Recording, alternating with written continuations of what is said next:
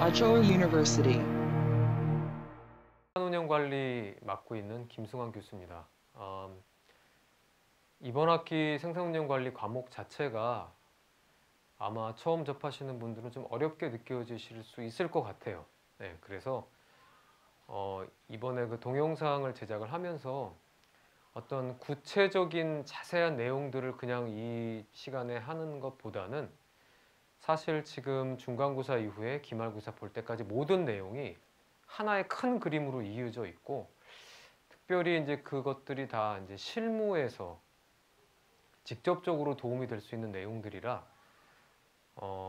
지금 배우셨고 또 지금 배우고 있는 내용들, 그리고 앞으로 배울 내용들을 중요한 부분만 제가 큰 그림에서 이렇게 요약을 해드리면 나중에 기말고사 공부할 때 도움이 되시지 않을까, 그런 생각이 듭니다. 그래서 오늘 이 첫 번째 동영상에서는 수요 예측과 생산 계획, 거기에 대해서 이제 중요한 부분, 큰 그림에서 설명을 드릴 거고요. 다음 동영상에서는 품질 관리, 그러니까 결국 이제 기업들이 제품을 얼마만큼 필요할지 예측을 하고, 그리고 그 예측에 맞게 계획을 하고, 거기까지가 수요 예측 생산 관리죠. 그게 이제 오늘 내용이고요. 그러고 나서 이제 제품을 만들 때, 제품이 이제 계획에 의해서 만들어질 때 어떻게 하면 계속해서 안정적으로 좋은 제품의 품질을 만들 수 있을지를 관리하는 것, 그 부분에 대해서, 품질 관리에 대해서 다음 동영상에서 설명을 드리고, 세 번째 마지막 동영상에서는 어떻게 보면 모든 업종, 서비스, 제조업, 뭐가 됐든지 간에 모든 업종에서 정말 중요한 핵심 기능, 재고 관리에 대해서 여러분들 배우시겠지만, 거기에 대해서 이제 중요한 부분만 요약을 해서 큰 그림에서 설명을 드리려고 합니다. 그래서 제 바람은 기말고사를 준비하실 때, 시험 전에 이 동영상들을 한번 쭉 훑어보시면 전반적인 흐름을 이해하시고 공부하는 데 도움이 되시지 않을까라는 생각이 듭니다. 그래서 이제 오늘 지금 이 첫 번째 이 동영상은 이제 수요 예측하고 생산 계획에 대한 내용을 말씀을 드리겠습니다. 분들이 이제 이미 공부를 시작하셨지만 다시 한번 설명을 드리면, 일단 기본적으로 여기 고객이 있습니다. 자, 고객의 수요를 기업들은 예측을 해야 되는데요. 사실 이게 점장이가 미래를 예측하는 것처럼 상당히 어려운 일입니다. 하지만 미리 예측을 하지 않으면 기업들은 어떻게 물건을 얼만큼 언제 만들어야 될지 계획을 세울 수가 없기 때문에 반드시 필요합니다. 그래서 고객들이 원하는 것을 어느 정도 예측하기 위해서 첫 번째로 이제 필요한 기능이 수요 예측입니다.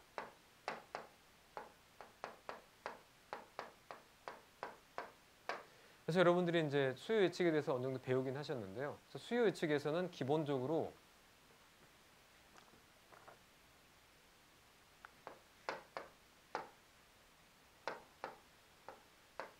완제품 수요를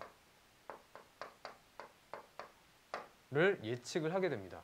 그래서 여러분들이 이제 수업 시간에 배웠던 내용을 조금 생각해 보시면, 수요를 예측하기 위해서는 반드시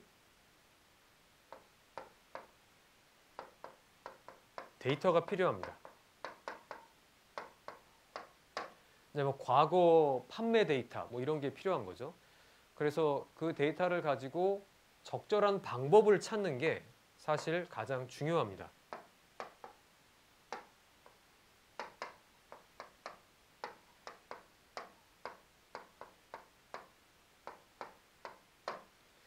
그럼 이 적절한 방법을 어떻게 찾느냐? 예, 그것을 찾기 위해서 여러분들이 이제 배운 내용을 복습해 보시면, 수요 데이터 안에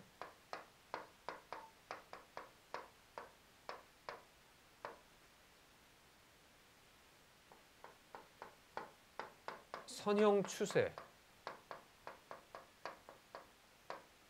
그리고 계절성,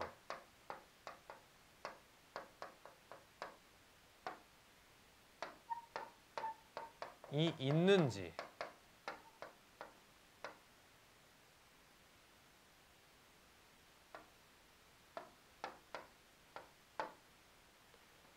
계절성이 있는지, 그리고 선형 추세가 있는지를 반드시 그 수요 데이터를 그래프로 찍어 보시고, 예, 눈으로 그냥 보시면 안 되고요. 엑셀 같은 데다가 직접 그래프로 찍어 봐서 어떻게 수요 데이터가 움직이는지를 모양을 보셔야 됩니다. 그래서 모양을 보고 선형 추세라는 거는 이렇게 전반적으로 증가하거나 혹은 감소하는 거죠. 그런 것들이 있는지 없는지. 그리고 계절성 같은 경우는 예를 들어서 3년 데이터를 가지고 있는데 매년 여름마다 수요가 높고 겨울마다 수요가 낮고 봄하고 가을에는 수요가 평균 수요와 비슷하다. 이런 어떤 패턴이 매년 반복된다면 이제 이런 것들이 계절성입니다. 그래서 이런 것들을 수요 데이터 안에서 찾아서 거기에 맞는 방법을 사용하셔야 됩니다. 그래서 이제 여러분들이 이제 배웠던 내용들이 첫 번째로 이 선형 추세나 계절성이 둘 다 없을 때 사용했던 방법이 이동평균법하고 지수평활법이 있었고요. 그리고 만약에 선형 추세가 있으면 그럴 때 여러분들이 배우셨던 방법이 이제 선형계획법을 써서 이제 수요 예측을 했었고요. 만약에 수요 데이터에 선형 추세와 계절성이 둘 다 있다면 그런 경우는 선형계획법에 계절성을 포함해서 변형된 방법을 썼었습니다. 그래서 이 방법들을 찾는 게 가장 중요합니다. 그래서 이런 것들을 통해서 우리가 적절한 방법으로 수요 예측을 하는 게 중요하다. 이제 그게 이제 핵심이었고요. 그렇게 해서 수요 예측을 하고 나면 그 다음에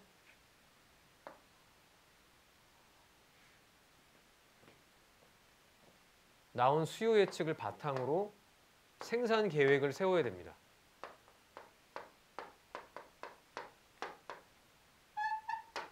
자, 이게 지난 시간에 여러분들이 배우셨던 내용이죠. 그래서 생산 계획을 세우는데 이제 기억하셔야 될 게 수요 예측에서 온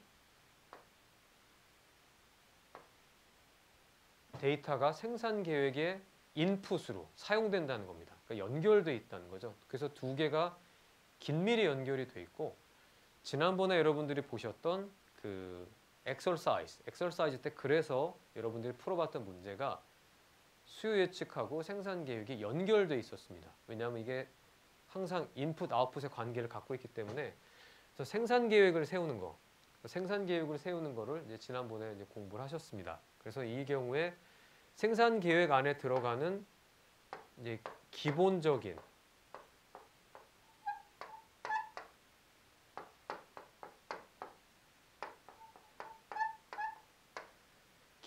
프로세스를 이제 이해하기 위해서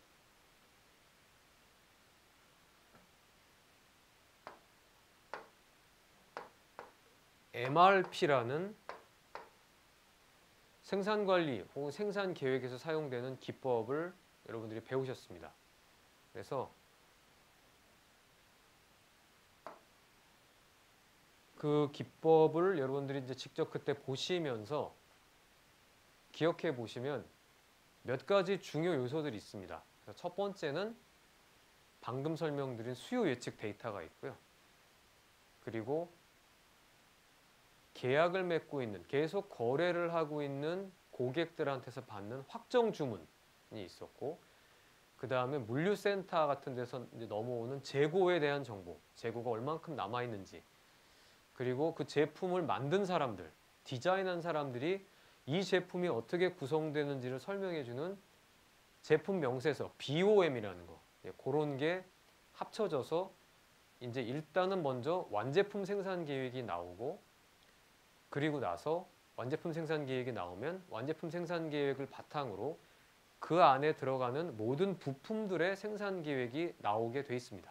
그래서 그걸 배웠던 내용이 이제 지난 시간에 배웠던 생산 계획, 특히 MRP에 대한 내용이었습니다. 그래서 이런 식으로 연결이 된다. 이런 식으로 연결이 된다라는 걸 여러분들이 기억하셔야 되고요.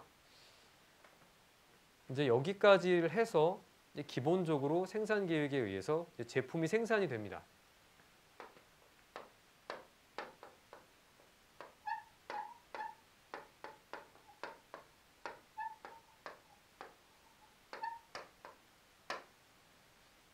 자, 그래서 생산이 되고 나면 그 다음에는 이제 어떤 단계가 필요할까?